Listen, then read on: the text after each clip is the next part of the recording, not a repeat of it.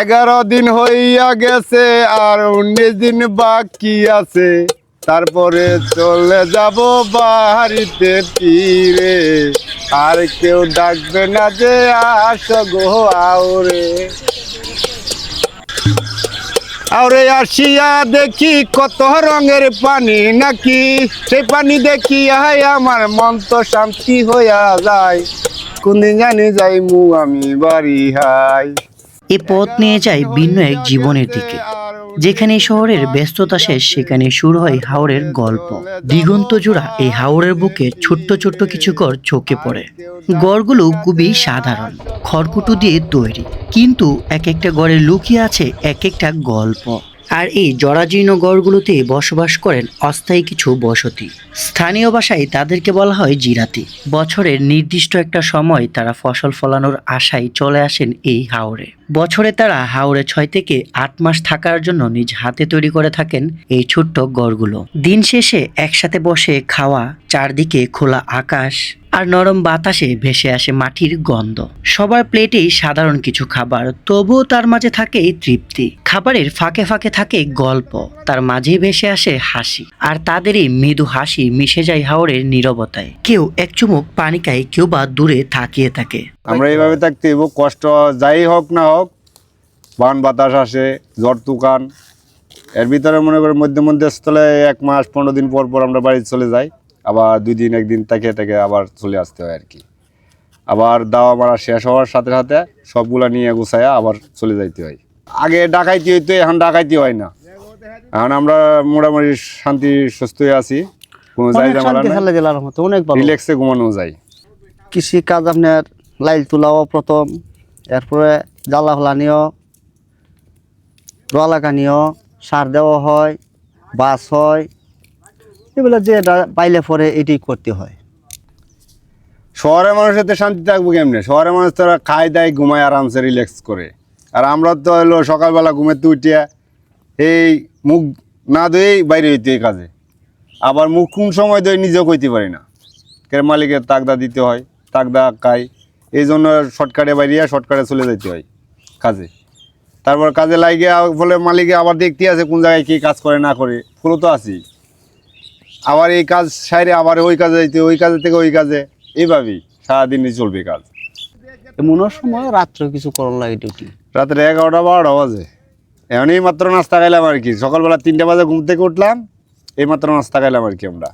এখন আবার কাজে লাগবো, আবার দুপুরে লাঞ্চ করবো 3টা বাজে, আবার মাগরিব আজান করবো, আমরা কাজ করি, বাসায় গিয়ে আবার ফ্রেশ হয়ে আবার ডিউটি চলবো রাত 9টা 10টা পর্যন্ত। ধান গত বছর পাইছি 1750 বস্তা, প্রায় 4000 উপরে হইব। বল দুঃখের জীবন কষ্টে কাটবে, কারো কাছে বলা যাবে না।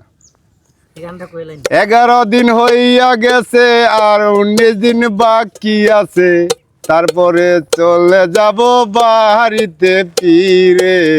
আর কেউ ডাকবে না যে আসো গো আওরে। আরে আসিয়া দেখি কত রঙের পানি নাকি, সেই পানি দেখি আমার মন তো শান্তি হইয়া যায়। কোনদিন জানি যাইমু আমি বাড়ি হাই। ভাই আমরা তো গান গাইতে না, মনের কুড়া হইলো গান, মনে যেই সময় যেটা এটাই গাই আর কি। একটু মধ্যে মধ্যে মনে চাই একটু গাই, গাইলে একটু শান্তি লাগে। আবার কাজের দিনে পড়ে যায়, আর কোনো কিছু মনে থাকে না। আবার সন্ধ্যা হইব, বাড়ির কথা মনে পড়বো, ছেলে মেয়ে আত্মীয় স্বজন এগুলোর কথা মনে পড়বো। মনে পড়লেই কি একটা মিনিটের কাঠ আনতে গেলে মিডামন, নাইতে যাইতে হয় অষ্টগ্রাম। তো এইগুলো যাইও না, দপত করে শুয়ে শুইলে তো ভাই জান কই আছে নিজেও কইতে পারি না। সকালবেলা আবার মালি এই ডাকতে আছে, এই চালু করে উঠ।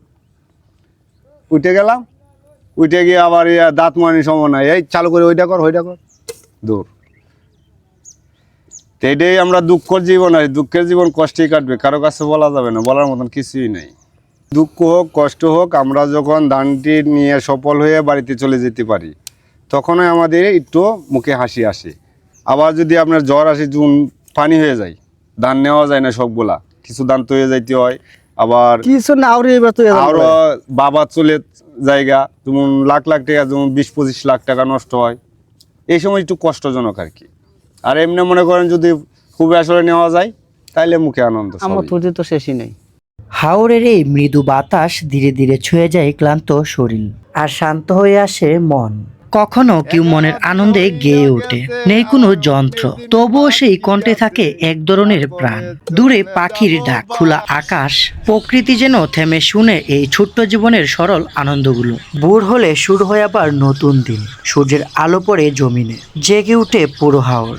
কেউ বা কাজ করে ফসলি জমিতে। এই হাওরই তাদের জীবন, এই হাওরই তাদের ভরসা। কেউ মাছ ধরে, আবার কেউ বা তাদের পশুদের যত্ন নেয়। জিরাতিদের জীবন সহজ না, কিন্তু তাদের চোখে থাকে এক ধরনের শান্তি, কারণ তারা জানে রিজিকের মালিক মহান আল্লাহ তাআলা। তাই তো বিভিন্ন প্রাকৃতিক দুর্যোগ ও বন্যার পানিতে সোনালী ফসল তলিয়ে যাওয়ার আশঙ্কা থাকলেও মহান আল্লাহ তাআলার উপর তাওয়াক্কুল করেই এভাবে বছরের পর বছর চাষ করে যায়। দীর্ঘদিন অপেক্ষার পর তাদের সোনালী ফসল তারা হাতে পায়, এবং সময় শেষে বর্ষার আগে আগেই তাদের ঘরগুলো ভেঙে ফেলা হয়। পেছনে রয়ে যায় ফাঁকা জমিন আর তাদের কিছু অদৃশ্য স্মৃতি। সূর্য ডুবে যায় ধীরে, হাওর আগের মতোই নীরব হয়ে যায়, অপেক্ষায় থাকে পরের মৌসুমে জিরাতিদের নতুন করে ফিরে আসার। আর এভাবেই শেষ হয় একদল জিরাতি নামক চাষিদের গল্প।